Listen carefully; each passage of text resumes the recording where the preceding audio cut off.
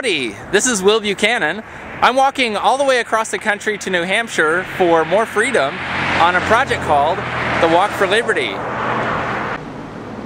Today is November 14th, 2008, day 191. We'll be on an Indian reservation for a few miles. Gas here is also about 60 or 70 cents cheaper than the non-reservation locations around this area.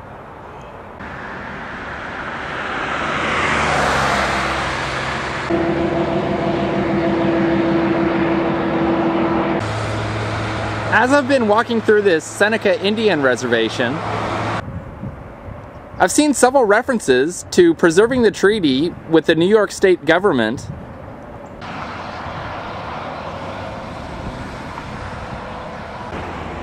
that apparently allows the businesses not to collect state sales tax. And although I don't really like the idea of treaties, since those are just agreements between governments, usually to the detriment of the people living within those political delineations, I do appreciate the desires of Seneca business owners and other people who would prefer not to collect and pay the money which otherwise would be extorted from them by the New York State government. Based on the signs I've been seeing, there seems to be some controversy around the issue of whether or not the New York State government will continue that policy.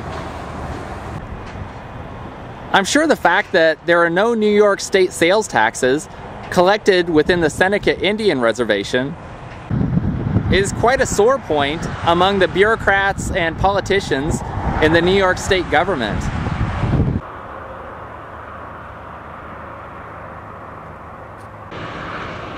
They would probably do almost anything to get their mitts on that money, which they might perceive as being rightfully theirs. I wouldn't be surprised if, when they address New York voters on the issue, that they talk about how much money is being lost in the Seneca Indian Reservation. As if, because that money is not going to the government, that it's somehow just going down the toilet. No, that money belongs to the people who earned it. And it's the government which is stealing the sales tax money from them. The politicians might also try to poison voters' ears by saying things like, they're not paying their fair share. Politicians have done such a good job at indoctrinating that fair share concept that it's not uncommon now for regular people to use it against each other.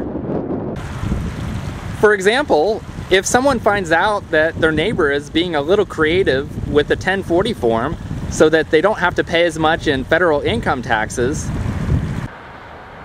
they might snitch on them to the IRS because they're unhappy that they're paying the full value which the IRS demands from them. Or they might complain to their neighbor, "Hey, you're cheating on your taxes! You're not paying your fair share!" What exactly is your fair share, though? It's obviously the people in government who are deciding what your fair share is. It seems to me, though, that it's a completely arbitrary value. And tax laws change all the time. So at your exact same income and situation, what your supposed fair share is one year may be a different value the next. I guess they just can't make up their minds. Another thing is, if you take all the legal deductions that the IRS allows, then you're supposedly still paying your fair share.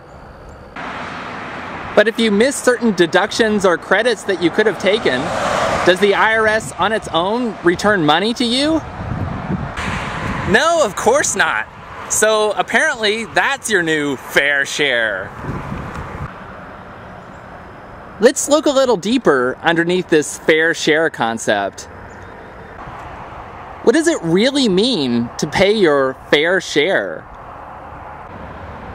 The underlying assumption is that the government is the only organization capable of providing certain goods and services. And that if that's the case, then you need to pay your fair share, whatever that may be, or else society would eventually crumble if enough people stopped paying their fair share. What if that underlying assumption is wrong, though? What if government isn't the only organization capable of providing those goods and services? And as it turns out, that's the case, and that the underlying assumption is dead wrong. There is nothing, I repeat nothing, that the government provides which couldn't be provided better and more cheaply by businesses and individuals operating voluntarily in the free market. And not only that, but most people never agreed to opt into the government system in the first place. So as it turns out, government is just an agency which uses force and coercion to extract money from you, ultimately under the threat of violence. And it created the concept of the fair share to try to legitimize itself and to create mistrust among the people that it rules over. What is your fair share to government? The whopping value of 0. You earned your money fair and square, and you should be able to use it in any way that you see fit. I walked 12.3 miles for Liberty today,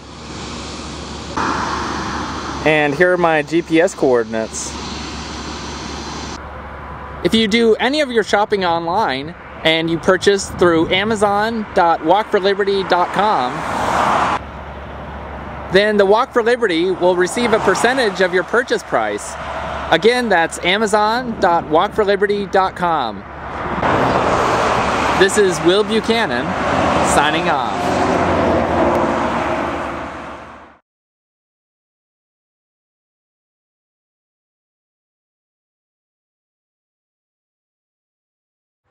We decided to winterize the RV today because today's a really nice day and we might be getting some cold weather soon. So from here on out, we won't be able to use any of the faucets in the RV. I guess it'll be like we're really camping, except with a big thing to sleep in. We're winterizing our RV by draining the freshwater system. We're draining out the water heater as well. This part's supposed to be maintained every year, but apparently it hasn't been in some time.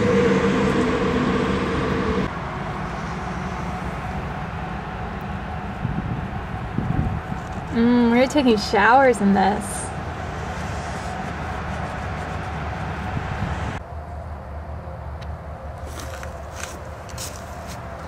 You having fun?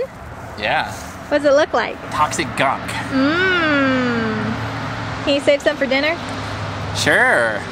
There's plenty in there. Okay.